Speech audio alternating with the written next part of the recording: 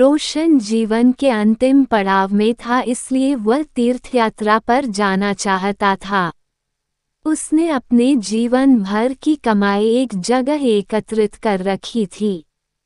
जब उसके मन में तीर्थयात्रा पर जाने का ख्याल आया तो उसने उसमें से कुछ अशर्फियाँ निकल ली और बाकी बची हुई 1000 अशर्फियाँ एक थैली में भर ली और अपने मित्र दीनानाथ को देते हुए बोला, मित्र, यह मेरे जीवन भर की कमाई है। अब मैं तीर्थयात्रा पर जा रहा हूँ।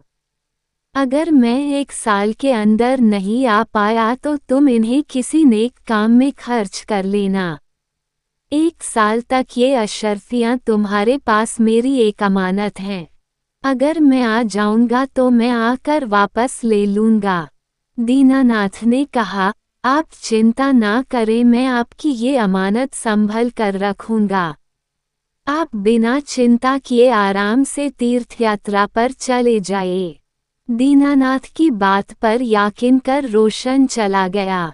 इतना सारा धन देखकर दीनानाथ का मन बदल गया और उसने उन सारी अशर्फियों को हजम करने की ठान ली।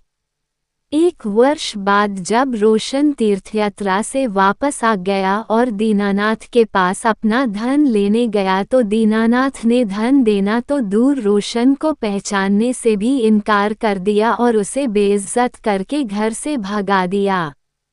बेचारा गरीब रोशन अपने दोस्त की इस हरकत पर यकीन ही नहीं कर पा रहा था, लेकिन रोशन ने भी हार नहीं मानी और अपना धन दीनानाथ से लेने के लिए उसने बादशाह अकबर के दरबार में न्याय के लिए गुहार लगाई।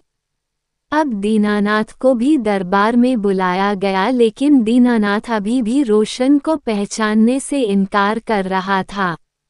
रोशन के पास अपनी बात को साबित करने के लिए ना तो कोई गवाह था और ना ही कोई सबूत। सच्चाई का पता करने के लिए बादशाह ने ये मामला बीरबल को सौंप दिया। बीरबल ने दोनों से दोबारा पूछताछ की, लेकिन दीनानाथ अपनी बात पर अटल रहा। बीरबल ने रोशन से पूछा, तुमने किसके सामने अपना धन दीनानाथ को दिया था? हुजूर, बस एक आम के पेड़ के नीचे मैंने धन दिया था और कोई गवाह नहीं था।